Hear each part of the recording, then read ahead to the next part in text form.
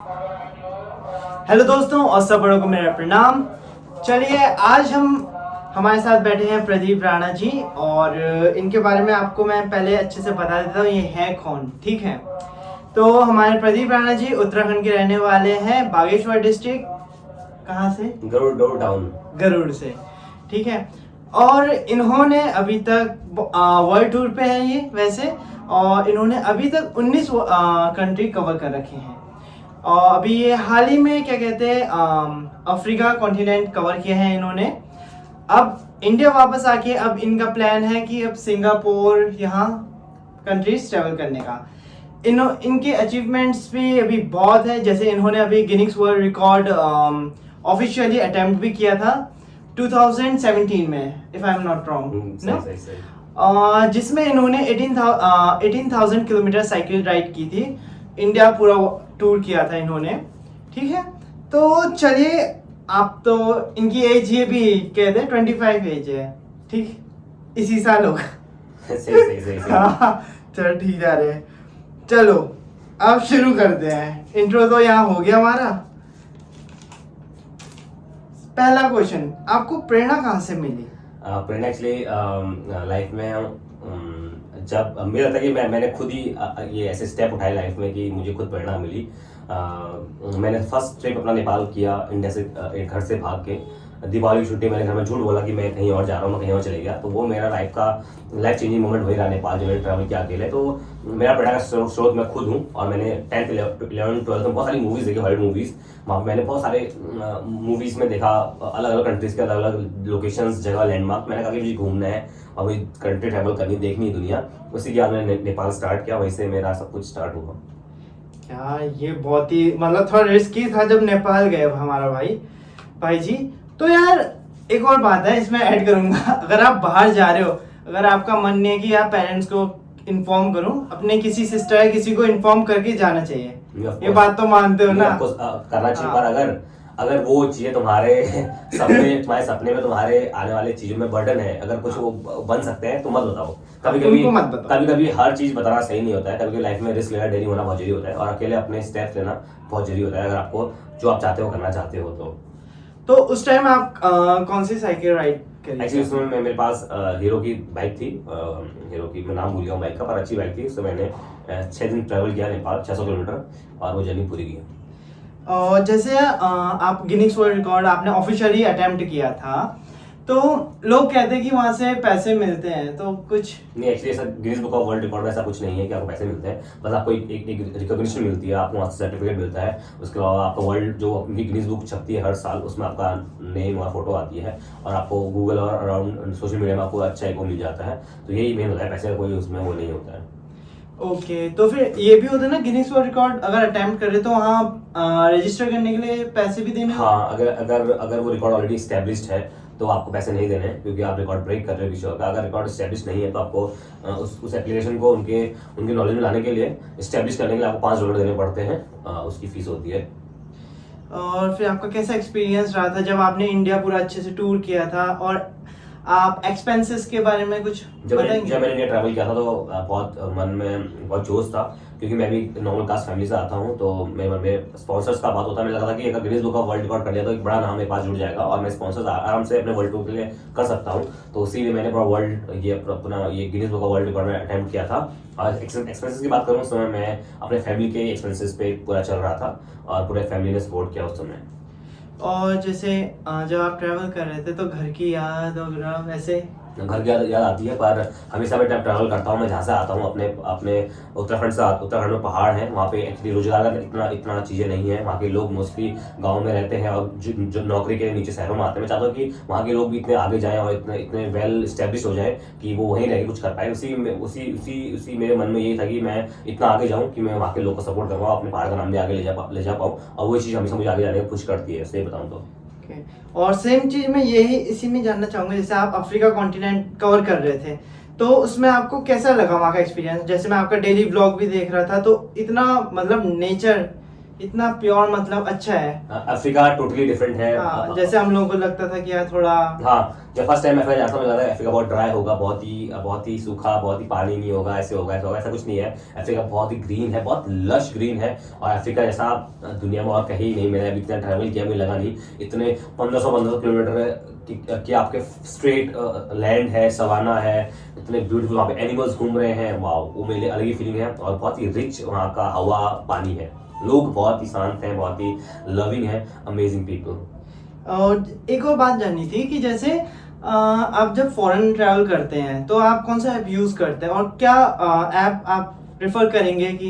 Actually mostly backpackers जो travel करते हैं, मोस्टली रहने के लिए मोस्टली चीज़ आती है कि कहाँ रहेंगे, सिटी पहुंच गए तो सिटी से बाहर तो मैं टेंट में स्टे करता हूँ, गांव वाले कुछ नहीं बोलते हैं, स्टे कर लेता हूँ। सिटी में भी चीज़ें जो डिफरेंट हो जाती है, उसके लिए मैं hostelworld.com, उसके अलावा booking.com, agoda.com, ये चीज़ें हैं मोस्टली ट्रैवलर्स के लिए, जो हमें चीप आपको ऑप्शन मिल जाते हैं हॉस्टल्स के लिए। साथ ही में अगर आप आउटडोर ट्रैवल कर रहे हो, जैसे कि आप हाईवे में हो, तो आप आई ओवरलैंडर करके एक ऐप होता है जिसमें आप ऑफलाइन मैप डाउनलोड कर सकते हो। आपको कैंपिंग स्पॉट, लोगों की स्पॉट जहाँ पे आप स्टे करना चाहते हो, काउच सर्फिंग, वार्म शावर्स, बहुत सारे अलग अलग ऐप्स हैं जो अराउंड वेस्ट में यूज किए जाते हैं, और धीरे करके एशिया और इंडिया में भी इंट्रोड्यूस हो रहे हैं।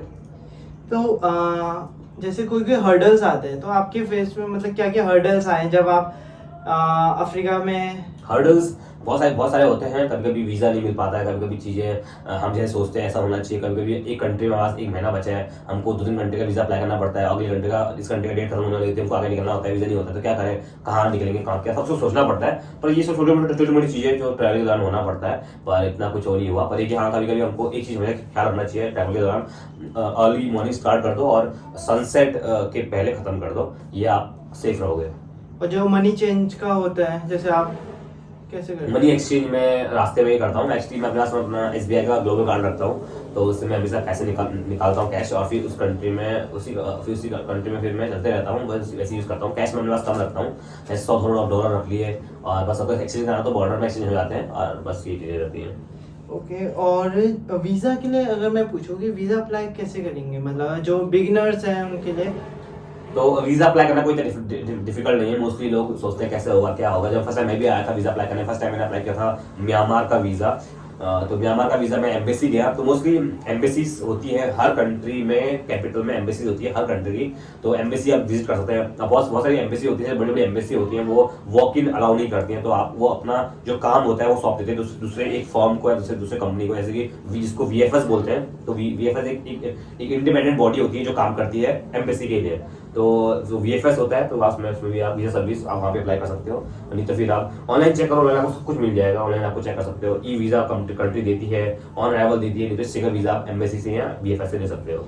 और जैसे वीज़ा में भी होता है सिंगल एंट्री, डबल एंट्री, और आपका मल्टीपल एंट्री, ये है क्या? एक्चुअली सिंगल एंट्री होता है कि आप एक कंट्री में एक ही बार एंटर एग्जिट कर सकते हो, दैट्स इट। डबल एंट्री में आप एक कंट्री में 2 बार एंट्री कर सकते हो, मतलब आके जाके? हाँ, आना जाना है, बस 2 ही बार कर सकते हो, 2 ही कंट्री में बार। 2 ही बार कर सकते हो। और उसमें आप बस 1 ही महीने या जितना वो उनका प्रेफर्ड होगा उतना ही मल्टीपल में हाँ, जितना प्रेफर होता हाँ, है। जितना उनका दिया होगा उतना रहता है। और मल्टीपल में आप 1 महीने में या जितना भी उसका, यूजुअली उसका 6 महीने का वो वैलिडिटी होती है, 10 महीने की भी होती है, तो आप उसमें मल्टीपल टाइम इन आउट कर सकते हो। मोस्टली आप 30 दिन से ज़्यादा नहीं रह सकते कंट्री में। ओके।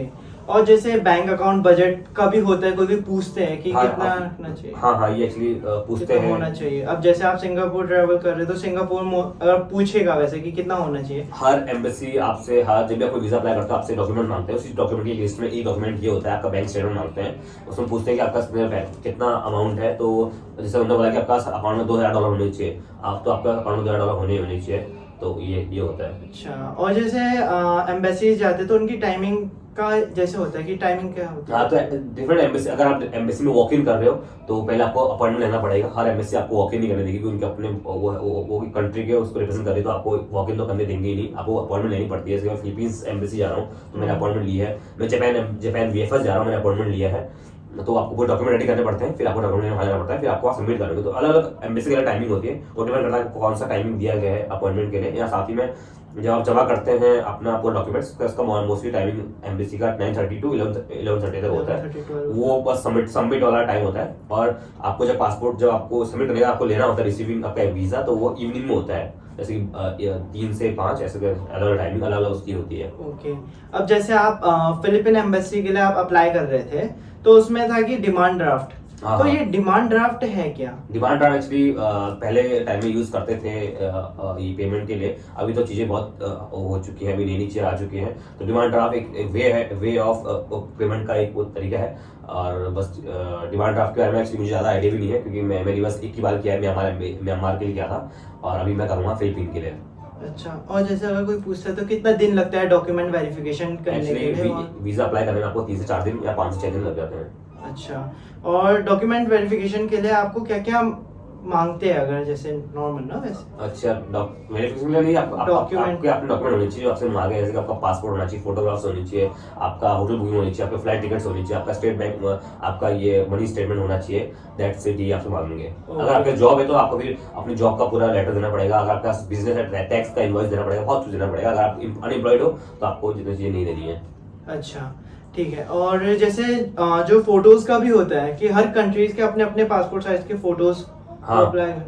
तो हर कंट्री का अपने अलग अलग साइज के फोटोज का वो होता है वेरिफिकेशन, अलग टाइप का साइजेस होते हैं, तो वो आपको सब देने पड़ते हैं। आप ऑनलाइन चेक कर सकते हैं, आपको समझ जाएगा। अच्छा, और जैसे अब जो बहुत नए नए एथलीट्स हैं, जो नए नए ट्रैवलर्स हैं, वो अगर कहते हैं ना कि स्पॉन्सरशिप चाहिए हमें, हाँ। तो आपको भी स्पॉन्सरशिप कोई ना कोई तो करता ही होगा। हम्म। तो आपने कैसे अप्रोच किया स्पॉन्सरशिप के लिए? तो और मैं इसके लिए यही बोलूंगा कि सबसे पहले आपका अपने आप को प्रूफ करना पड़ता है। देखो, स्टार्टिंग में किसी के पास भी जाओगे तो आपको स्पॉन्सरशिप के लिए आपको पहले देखेगा कि आपके पास आप क्या किया है या क्या करने वाले हो, क्या विजन है आपका। तो मैं आपको सबसे स्टार्टिंग में अपने घर से पैसे लिए, अपने पैसे घर के पैसे लगाए। आज मैं यहाँ हूँ कि मुझे आउटडोर तरीके से कहाँ पे बाहर से मुझे फंड आ जाते हैं, वो पहले मैंने खुद ही स्टार्ट किया। और स्पॉन्सर के लिए रहता है कि आपको कुछ ना कुछ आपके पास एक वो होना चाहिए, एक कि आपने कुछ स्टैब्लिश किया ऑलरेडी। तो मुझे जब भी करता मैं बोलता कि मैं 19 कंट्री ट्रैवल की है, उसके अलावा मैं गिनीज वर्ल्ड रिकॉर्ड में मैंने अटेम्प्ट किया ऑफिशियल। उसके बाद ही मैंने अभी मैं ये करना चाह रहा हूँ, ये मेरा प्लान है। तो ऐसे करके चीजें देखते हैं आपको। और उसके अलावा साथ ही मैं सोशल मीडिया में अगर आपका वो है वहाँ पे आप हो, तो फिर उससे ज़्यादा चीज़ें और बेटे एक्टिव हो तो ज़्यादा बेटे और बढ़ जाता है। अच्छा, जैसे अभी आपको मैं बता दूं कि हाल ही में अभी प्रदीप जी ने क्या कहते हैं, जैसे अफ्रीका से आए तो इन्होंने अपने डिस्ट्रिक्ट में, मतलब बागेश्वर में, कौसानी में, इन्होंने अपना MTB ऑर्गेनाइज करवाया है, जिसका फर्स्ट टाइम था। हाँ जी। और आपका क्या है, मतलब कैसा रहा है? मैंने first time MTB Kausani event organise कराया, माउंटेन बाइकिंग रेस ऑर्गेनाइज कराई। बहुत अच्छा इवेंट रहा। मेरा एक ही इसमें गोल था कि मैं कैसे यूथ को प्रमोट कर पाऊँ एडवेंचर स्पोर्ट्स के लिए। साथ ही में जो हमारी लोकेशन थी बागेश्वर, बहुत डीप है, इंटीरियर में बहुत कम टूरिस्ट आते हैं, और कोरोना के बाद हमें बहुत बैड भी हिट हुआ था वो लोग, टूरिस्ट कम आते हैं। और हमारे मोस्टली पहाड़ में रोजगार कम है, तो वही टूरिज्म ही एक तरीका आता है, पैसे रोजगार आता है। तो उसी के लिए मैं चाहा कि वहाँ की लोकेशन प्रमोट हो पाए और लोग यहाँ पे आए किसी न किसी तरीके से। मेरा फील्ड था, मेरा एक्सपर्टीज है एडवेंचर बाइकिंग, एडवेंचर्स में, तो मैंने उसी फील्ड में काम किया और इसी के लिए मैंने ये इवेंट आगे रखा। अच्छा, और अभी ना एक और मेरे भी ध्यान में आ रहा था कि जैसे कोई कंट्रीज होती है, जैसे इंडोनेशिया हो गया, जहाँ की 1 मंथ भी फ्री एंट्री होती है। हाँ जी, हाँ ये जी। समथिंग कुछ तो ऐसा है, क्या है वो? तो बहुत सारी ऐसी कंट्रीज हैं जहाँ पे वीजा ऑन अराइवल है, जैसे कि हमारे इंडिया और पर्टिकुलर जो भी कंट्री है उनका बहुत अच्छा बॉन्ड है, बहुत अच्छा रिलेशन है, तो वो हमारे फ्री वीजा करती है। तो ऐसे में आज से 60 कंट्रीज अभी है प्रेजेंट में जहाँ पे हम ऑन अराइवल वीजा ले सकते हैं। हम ऑन अराइवल ले सकते हैं। उनकी पर्टिकुलर उनकी डिमांड्स होंगी कि हाँ, आपको रिटर्न टिकट, होटल बुकिंग और अपना वो मनी दिखाना पड़ेगा, तभी आप एंटर कर सकते हो। पर आपको 60 कंट्री ऐसी हैं, हमारा इंडिया का इतना अच्छा कोलेटरल बॉन्ड है अलग दूसरी कंट्रीज के साथ, तो हम इतनी कंट्रीज 60 कंट्रीज हैं जहाँ पे आप सीधा ऑन अराइवल ट्रैवल कर सकते हो। अच्छा, अब एक बात ये है कि जो लड़के हैं आजकल के, मतलब आप क्या एडवाइस देंगे जो आपकी सेम राह पे चलना चाहते हैं? हाँ, बहुत सारे लोग हैं जो मुझसे पूछते हैं कि यार हमको वर्ल्ड टूर करना है, कैसे करें, क्या कैसे होगा, कैसे फंड आएंगे, कैसे हम करें, कैसे वीजास करें। तो मैं उनसे यही बोलूंगा कि यार सबसे पहले तो किसी को कॉपी मत कीजिए, जो आपको पसंद है वही कीजिए। आजकल लोग बहुत देख के यूट्यूब के पीछे भाग रहे हैं, सोशल मीडिया के पीछे भाग रहे हैं, किसी पीछे मत भागो। जो आप चाहते हो, मैं सबसे पहले बोलूंगा कि मैं यूट्यूब में भी हूँ, इंस्टाग्राम में भी, पर सबसे पहले मैं एक ट्रैवलर हूँ। सबसे पहले मैं बोलता हूँ कि मुझे ट्रैवलर बोलो, मैं एक्सप्लोर करता हूँ पहले, उसके बाद मैं ये इंस्टाग्राम यूट्यूब में हूँ। पर पहले जब मेरी अगर मैं वही नहीं होता, मेरी ये चीज होती ही नहीं, इंस्टाग्राम यूट्यूब होता ही नहीं। जब वो है, जब मेरा अपना बस वो है, तभी मैं वो हूँ। तो तभी मैं लोगों से बोलूंगा कि जो आपको पसंद है वही कीजिए, आपको मतलब कोई भी चीज़ पसंद है वही कीजिए, और आप उसी में आगे काम कीजिए, तो आपकी चीज़ें जुड़ती रहेंगी। और बस यही है। आगे क्या सोचा है, मतलब आगे अभी जैसे अभी तो आप इंडिया आए हैं अभी, हाँ। ठीक है, अभी तो आप कौन सी कंट्रीज ट्रैवल करने का है आपका? मेरे 19 कंट्री ऑलरेडी हो चुके हैं, मैंने 19 कंट्री ट्रैवल कर ली, जिसमें अफ्रीका की 9 कंट्रीज हैं, मिडिल ईस्ट की 1 कंट्री है और साउथ ईस्ट एशिया की 9 कंट्रीज हैं। अभी मैं मलेशिया से आगे अपना ट्रिप स्टार्ट करने वाला हूँ। मलेशिया तक मैंने 2019 में ऑलरेडी कर लिया था 9 कंट्रीज। अब मैं सिंगापुर से आगे इंडोनेशिया, जापान और ये चाइना होते हुए मैं सेंट्रल एशिया की तरफ जाऊँगा, सिल्क रोड होते हुए, और फिर मैं यूरोप एंटर करूँगा टर्की से। ओके, सो आप किस तरीके से अपने आप को मोटिवेट करते हैं मोस्टली? अगर मोटिवेट मैं अपने आप को इसलिए करता हूँ, मैंने अपनी पढ़ाई छोड़ी थी, मैं कॉलेज 2nd 3rd ईयर में था, मैंने पढ़ाई छोड़ी है अपनी लाइफ में। मैंने बहुत सारे चीज़ें पीछे छोड़े हैं अपने यहाँ पहुँचने के लिए। तो मैं ऑलवेज मोटिवेटेड रहता हूँ कि हाँ मुझे जहाँ पहुँचना है वहाँ पहुँचूंगा। साथ ही मैं एक चीज़ और मैं अपने यहाँ जोड़ता हूँ, मैं जहाँ से मैं आता हूँ, हमारे पहाड़, हमारे उत्तराखंड को अभी वर्ल्ड वाइड कम लोग जानते हैं, और जरा मैं चाहता हूँ कि हमारे वहाँ के लोग को जाने और हमारे वहाँ रोजगार का चीज़ें बने, हमारे वहाँ जो फैसिलिटीज़ हैं और ज़्यादा हूँ। उसी के लिए मेरी दिमाग हमेशा रहती है और उसी के लिए मैं काम करता हूँ, और वही मुझे मोटिवेट करती है आगे जाने के लिए। कोई मेमोरेबल स्टोरी शेयर करेंगे अभी? एक्चुअली ऐसे कोई मेमोरेबल स्टोरी मेरी लाइफ की जो है, मैं म्यांमार में था। म्यांमार मुझे बहुत अच्छा लगता है। म्यांमार में आप जाओगे तो आपको बहुत अच्छा लगेगा, वहाँ पे बहुत सारी चीज़ें हैं, डिफरेंट चीज़ें। और नेपाल मेरा one of the best country रहेगा, क्योंकि नेपाल से ही मैंने स्टार्ट किया और नेपाल में शायद मैं खत्म करूँगा, क्योंकि नेपाल मेरे लाइफ का टर्निंग मोमेंट रहा।